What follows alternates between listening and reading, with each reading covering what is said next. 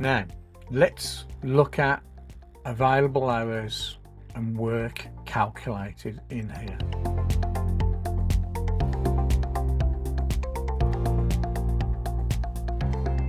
Let's take a moment to understand what I need in here. So available hours. I want to understand, based on contracted weekly hours, one, have I fully utilised that team member? As in, I need to ensure that I have not underutilised them based on their contracted hours. And second, more importantly, I need to protect against over allocation. And this is where I need to ensure that I'm not overloading them with work based on their contracted hours. Now, the work column simply is a visual check. So this is where I can look at how many hours I've allocated them versus their availability. So what I'm going to do is I'm just going to put the formula in here and do some checking. So I want to know for that individual, what are their available hours. So the first thing I need to understand is what are their contracted hours, and then times it by 2. So if I go equals a VLOOKUP, it's going to be based on the name, yeah, and the table array is going to be table team column 3. It's going to be an exact match times 2. Let's make that so first of all, that's what the total hours are for Pete Brown over a 2-week period. The next thing I want to calculate is I want to count here is how much holiday do they have, or how much has been booked against them, yeah, in total over that 2-week period. So what I'm going to then look at is go, right, is for the PMs, what's that in hours for PM, and what's that in for AM as well, and just look at what's been calculated work wise. So here in the work column, I want to understand how much work has been calculated. However, at the moment, that 75 hours is just 75 hours. But what happens if we've booked some holiday? Then obviously that's going to come off the availability. Yeah. So what if they are absent without leave? Then that's going to come off the availability. And if they're out of office and so on, what do we do with that information, or what do we want it to tell us? So first of all, I want to understand if somebody's got, so because we've got absent here, I'm going to do this check here against this against Fred, okay, and do return. And then what I'm going to do is I'm going to do another formula and say, right, this equals, I'm going to do a count if. So I'm going to do a count if. So if I do count if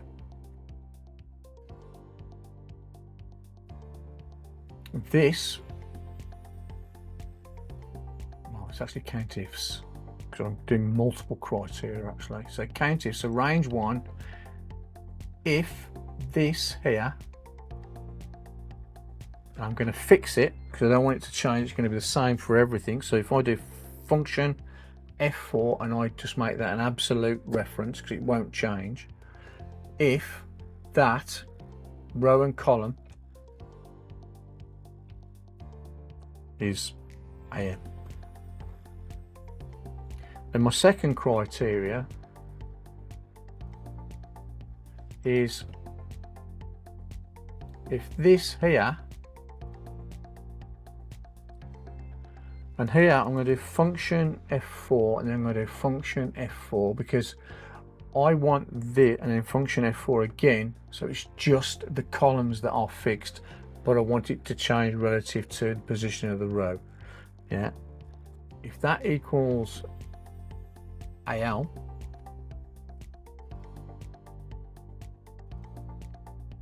then you count it. So if I do return there, and what you can see is, let me just check. So if, yeah, AL, but obviously there's no ALs in AM. So then if I do the same version then, which is going to be PM, so if I take that and do control copy, paste, make that PM, we've then got the 5. So what I need to now look is do a VLOOKUP against, because I need to times it against the PM value. Yeah. So I need to times that against the PM value. So I go times, I'm then going to do an open bracket and do a VLOOKUP. Lookup value is going to be PM in this instance.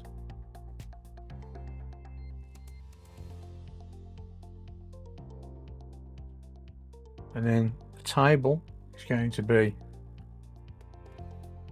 PM hours. Yeah. And then it's going to be column 2. And I want an exact match. And then close bracket.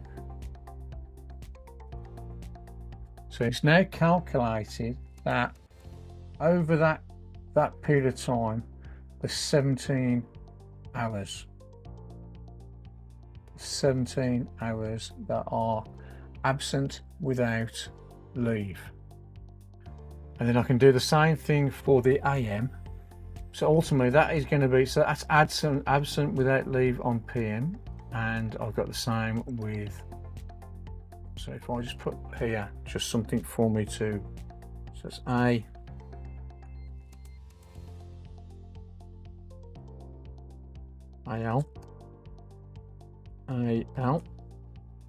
it's going to be AM, and it's going to be PM.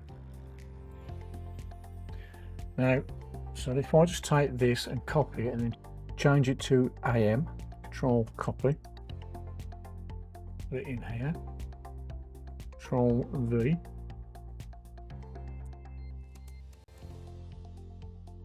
yeah, and then if I take that, do control find, and now I'm going to find PM, and I want to change it to AM in that, and do replace all. Done. Fine. So I've now got AM and PM. Now I want these to become a negative.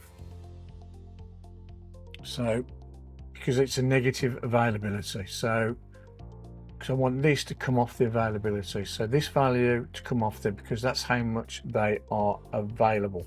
So what I'm going to do is make this here, to make it a negative, I'm just going to do times -1 there. I'm going to do times -1, and there you go. So that's turned that into a negative. So the next thing I want to work out then is if they are on, so if I go to my static data, and again I'm just going to take this information, so I've got that, but I also want to understand if they are unplanned leave. Yeah, so unplanned leave is an A. So all I've got to do is go back to here, so I've got this, copy that, and I'm going to again do a value there, nope, or copy, do value there, and this one is going to be just A. So if I then go into here and go right, if I take that, Control copy, Control V again, I'm just building out the individual formulas first so I can then work out. I do a Control copy there, we do paste that in. So what I'm doing in here now is I'm just going to say, right, that is an A, and this one is an A. So those are my two absences, so I want that to come off the availability. Now the next question is, if somebody's out of office, do you want that to be a negative as well? So if someone's out of office, it comes off their availability. So the reason being, for the purposes of this team rota, I'm using out of office to indicate they are working but they are not available in this branch's team rota. So they might be seconded to cover another branch in this period, for example. So I'm going to put an out of office in there as well. So if I then take this, Control copy, do Control V, and I do 3 out of office and do the same thing, and again just take this formula. Remember, I'm doing this against Fred blogs at the moment, that row, and again if I just put that in there and do Control V, make that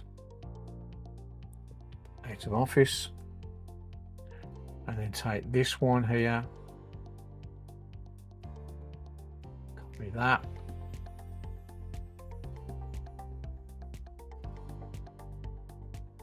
do Control V. Everything else, as far as how it affects their availability,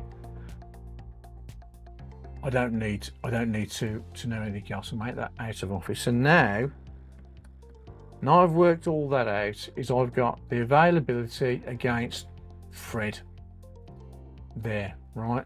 So all I need to work out now is I want that just to add these. So all I've got to do is just go that times 2 first, and then just go against each one and do copy it, Control copy, and all I'm doing is I'm adding it to that value there. And because it's a negative number, it'll automatically take it off. So click on here, do plus, Control V, return, take this one, copy, Control copy, here, go to the end, plus Control V, return. You'll notice that's dropped. Take this one, Control, select it, Control copy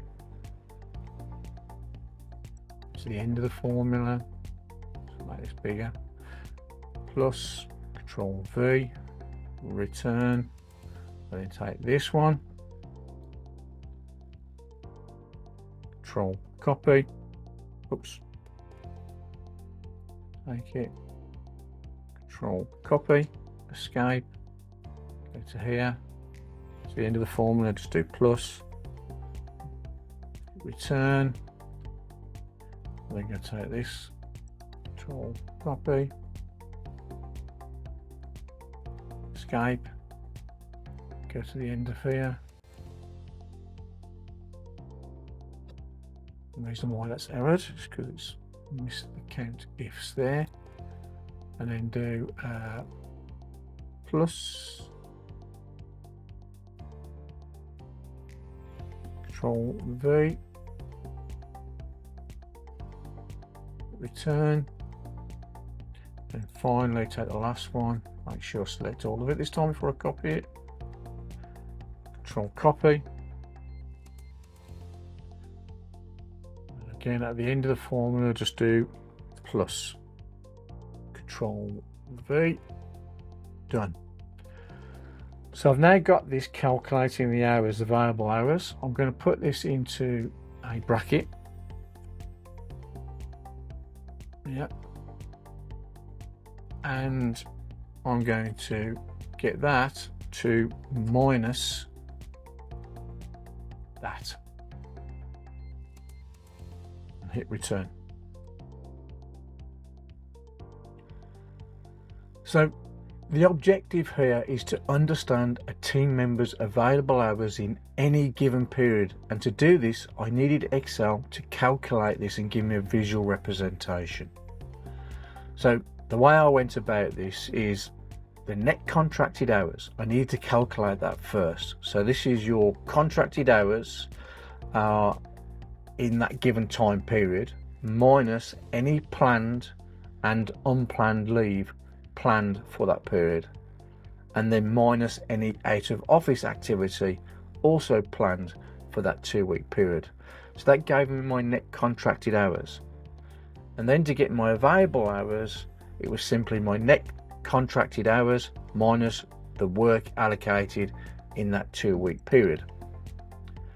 And I did this by creating my individual formulas first. Specifically, I combined COUNTIFS and VLOOKUP functions, all the time testing and questioning my logic step by step. Then, when satisfied, I join them together to calculate my overall available hours. Now I'm going to take this, do Control A, copy it all, Control copy, and I am going to escape, click it where I've been doing the test against Fred, do Control V, and I'm going to hit return. Then I'm just going to go into here and do format cell, and against the number I'm just going to make it so I want the negatives to appear in red if I do get any negatives in there. And then what I'm going to do is I'm just going to copy that, paste it to there, it's all relative, and just paste it down. It's now working everything out accordingly. Then all I need to work out then is work. So let's work out work for, so work AM, work PM. So I can just take this formula here, just Control copy it,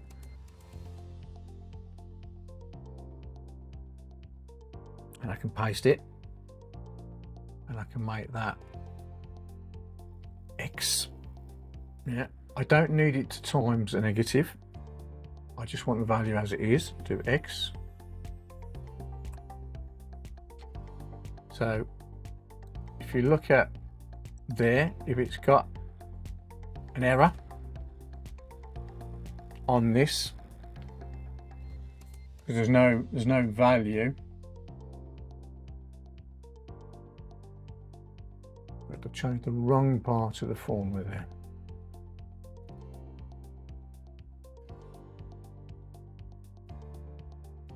Please select that bit, it's not there, so let's just change the wrong part of the form. So let's start again. So if we take that, should be AM, and that's why it can't find it.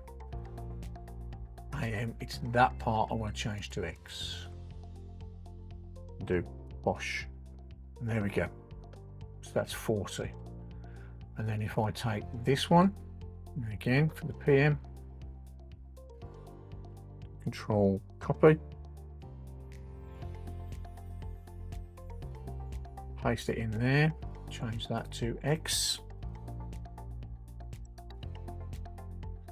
and all I've got to do, and again I don't need the minus 1 times, I just want the actual number so I can see how many hours there are.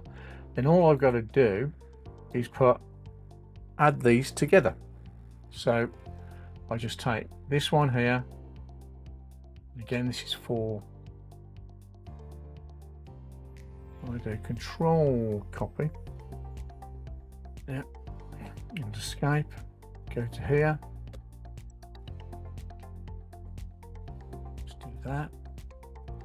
Let's do that, and it's closed. Sometimes when I'm joining individual formulas together, I like to close them off in brackets, so put them inside brackets. It just makes it sometimes visually easier for me. You don't need to do it yourself, but as I say, visually it sometimes makes it easier for me. Plus, open bracket, paste, and then close.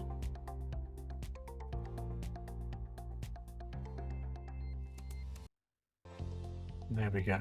I've got them both added together, and then all I've got to do, again, because I was doing this against Fred originally, is I just go copy that, control copy, go into Fred, just paste it in there.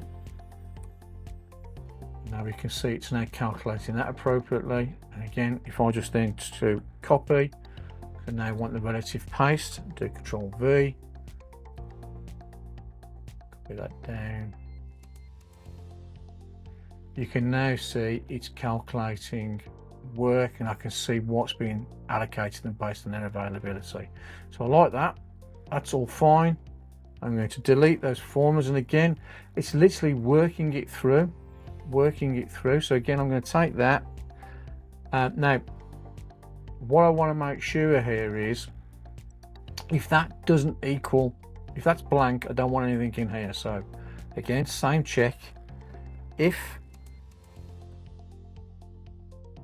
that does not equal that, then do the formula.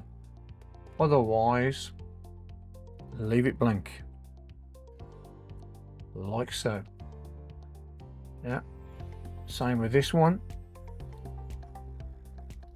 If that does not equal that, then do the formula. Then all the way down, at the end just leave it blank. So I've now got this formula here. If I then scroll all the way down to 100,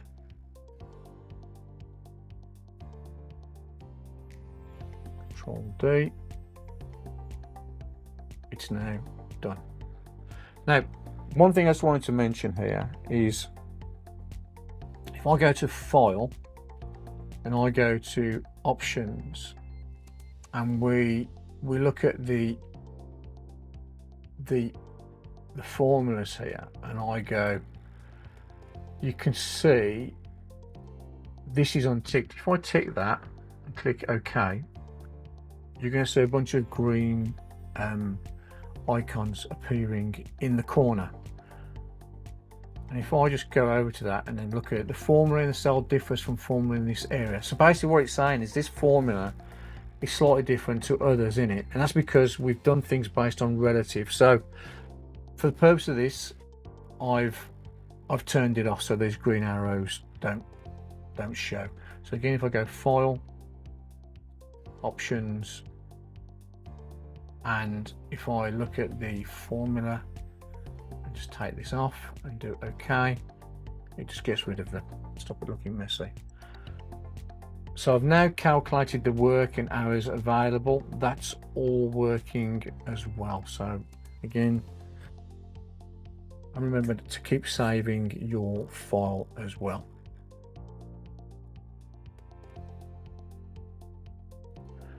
Let's recap. We have now completed all the data elements of our 2-week rota view, and we've done this by once again utilizing the COUNTIFS and the VLOOKUP functions along with the if function. We have built and tested our individual formulas first, then we join them together to give us our work and available hours calculations for each of our team members. This now allows us to see easily if we have fully utilised our team members within the rota and ensure we have not over allocated anyone. Now, in the next video, we will add some visual aids. And this will be in the form of a key, which will be particularly useful when we are printing off our team rota. We will add some navigation, leveraging Excel's fantastic spin buttons, which will allow the user to scroll through the time periods in the calendar easily. And then we will stop our users accidentally destroying all our hard work on our formulas by adding some much needed protection to our view. So I hope you found this video useful and informative, and I wish you all to have a wonderful day, and I look forward to seeing you in the next chapter.